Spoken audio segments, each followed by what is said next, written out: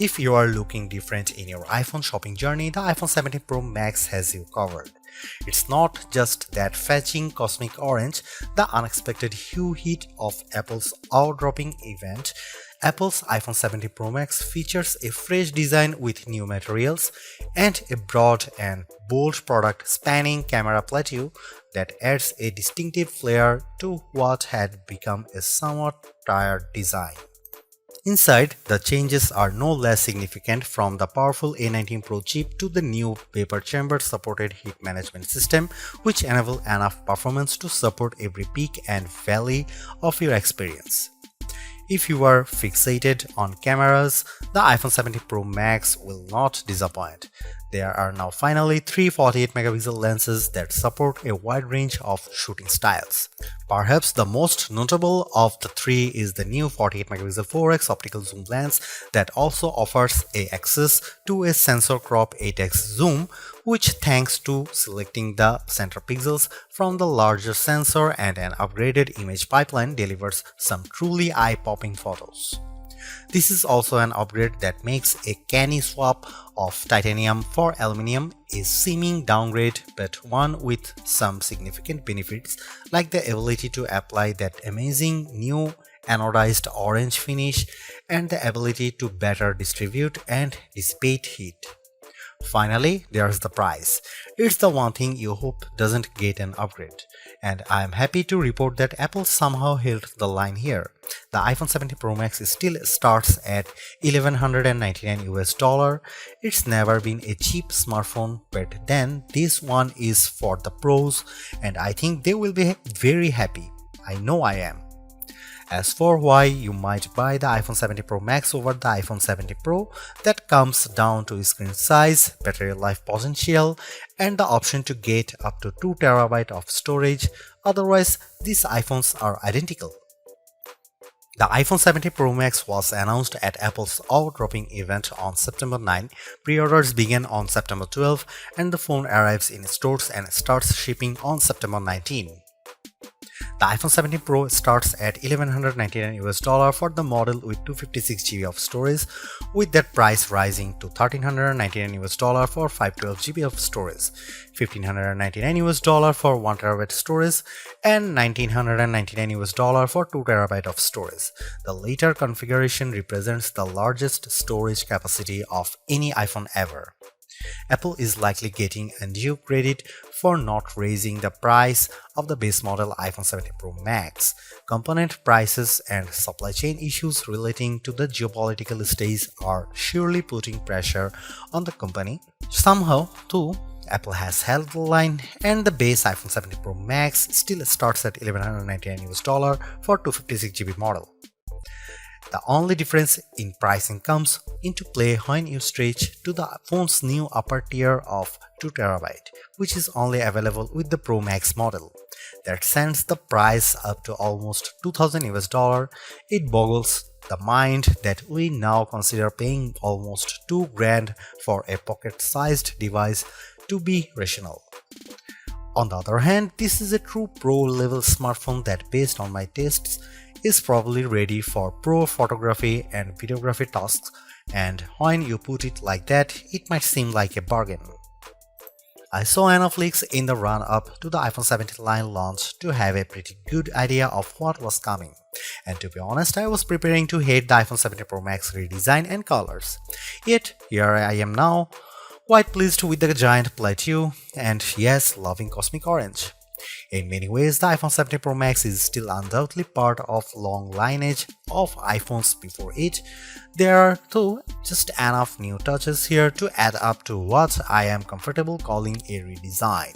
Starting with the back, there's the now nearly full-width plateau that's both a bold design touch but also a practical measure, in that underneath there's now more space for upgraded components like refreshed tetraprism that supports a new, longer telephoto lens.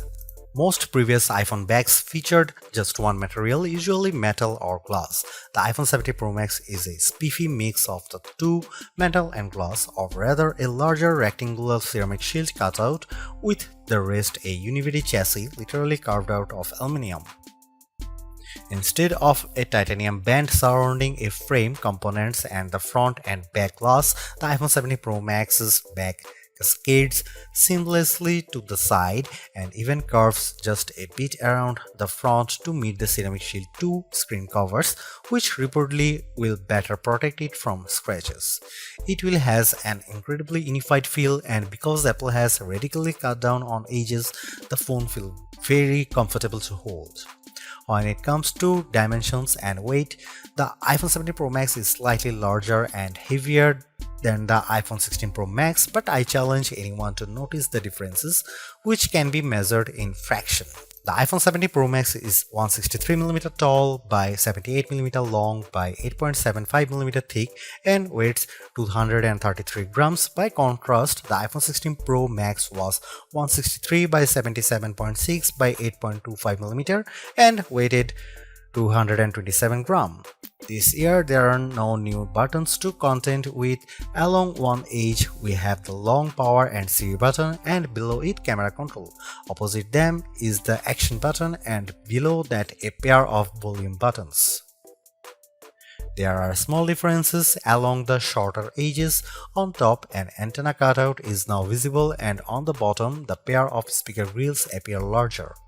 If you want to lie the phone flat, you will have to place it screen down.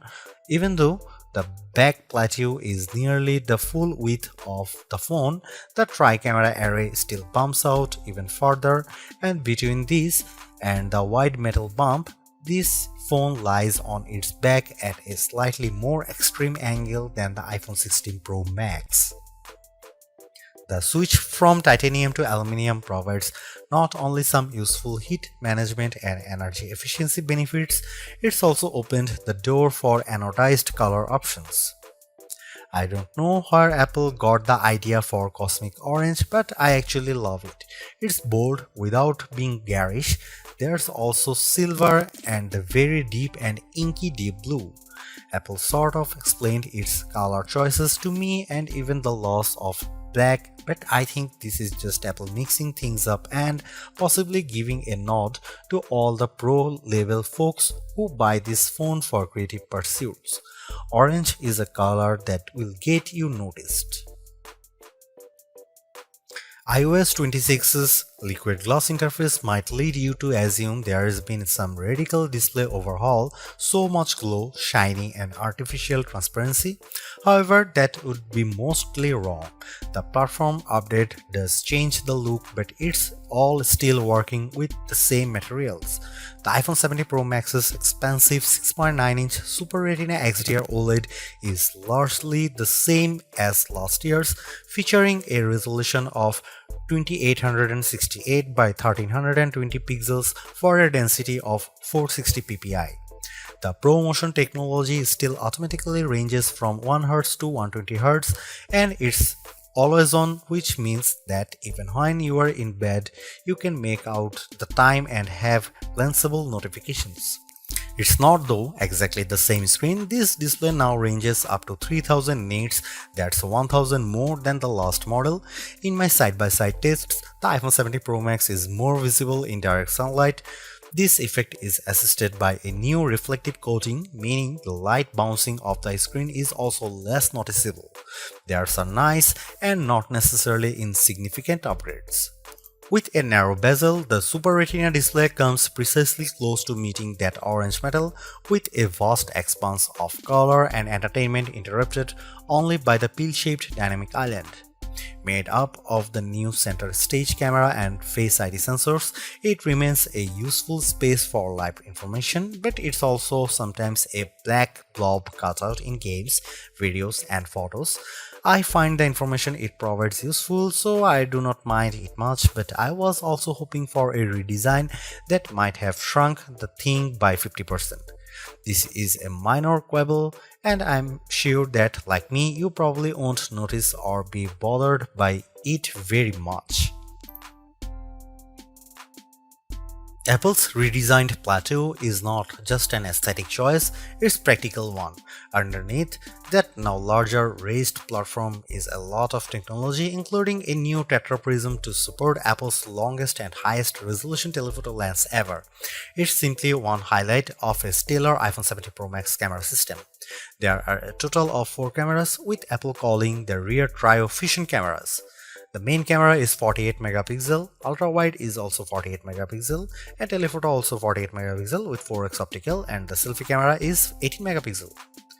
Those specs only tell half the story. In general, you are not shooting at the full frame 48 megapixel resolution, or rather you might be using all 48 million pixels to produce a high quality 24 megapixel or even 12 megapixel to produce an 8x optical quality sensor crop.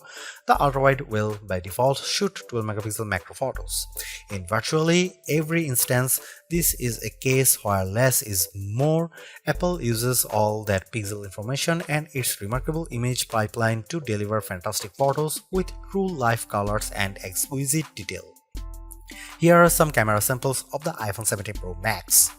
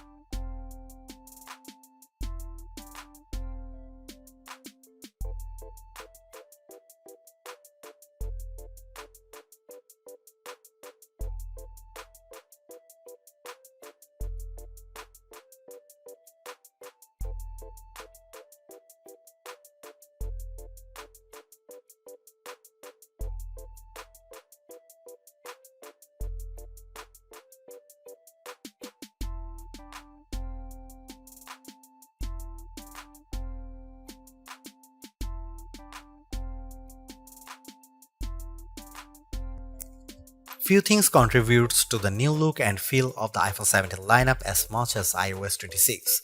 Liquid glass adds a translucent sheen to almost every aspect of the platform, and mostly it's gorgeous. Apple has done an excellent job of programming pixels to look like glass. Sometimes though, the transparency is overdone and I struggle to make out some interface elements. Think of it this way: when you can see through one element to view another, it can occasionally increase the overall clutter and make some things visually confusing. For example, when you swipe down on the screen to access global search, the search box still faintly shows what's behind it, which makes what's on top of it, what you are typing, a little harder to read. It's small issues that Apple could easily address in the next iOS update. In some cases too, like the new first-party app icons, control center, and dock, iOS 26 is a welcome update that gives everything a little polish without throwing out the most recognizable elements. Apple Intelligence gets a few updates, like live translation and the ability for images captured through visual intelligence to be transformed into calendar entries. I played a bit with Genmoji and Image Playground to experience those upgrades, but they are mostly minor and I still await the fully featured Siri that Apple has promised. The iPhone 17 Pro and iPhone 17 Pro Max might represent the most radical redesign of the iPhone in terms of internal components we have seen in quite some time. In a way, Apple's external changes are directly connected to those updates. Let's start though with the A19 Pro chip, which is now supported by 12 GB of RAM. It's a formidable combo, and in our benchmark, it raised the bar for single and multi-core Geekbench scores while also boosting things like frame rates in games. The A19 features a 6-core CPU and GPUs. On the GPU side, each core features its own neural accelerator. It's a system that ably handles 4K video editing and AAA gameplay with equal aplomb. In games like Destiny Rising, reflections and atmospherics like fog and smoke match what you might see on a console. What's more remarkable too is that as you do all this, the phone remains relatively cool, and even if it gets a bit warmer in general, there is no one identifiable hotspot. That's down to the new heat management system, which includes a long and narrow vapor chamber that sits on the top of the A19 Pro, which is placed near the center of the iPhone 17 Pro Max's body. As the A19 Pro heats up, the water inside the vapor chamber absorbs the heat and vaporizing the water, which then condenses on the other end of the chamber. The process repeats continuously to manage and transfer the heat out across the chassis and to the more heat-efficient aluminum frame. It's that kind of heat management that helps the phone maintain a high level of performance and, in my estimation, positively impacts battery life. Apple combines the power and efficiency with a larger battery to provide potentially a multi-day battery life. Now, in my experience, I went over 30 hours before I needed to charge the phone. However, I think it's too early to make a final assessment on battery life.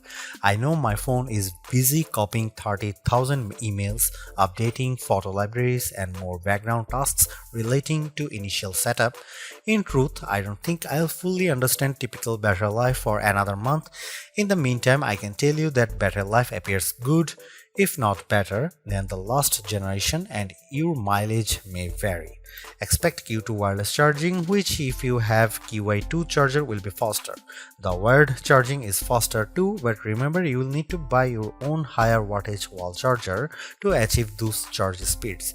In my experience, I was able to charge the phone to 50% in just 20 minutes. Too bad this adapter isn't included in the package. In the communication space, this is in the US an eSIM only phone that supports dual SIMs and makes transferring phone numbers across devices a snap. There is more good news like Wi-Fi 7 support, Bluetooth 6 and emergency satellite communication, which at the time of this reviewing is still free. The iPhone 17 Pro Max is still a flagship phone based on my testing.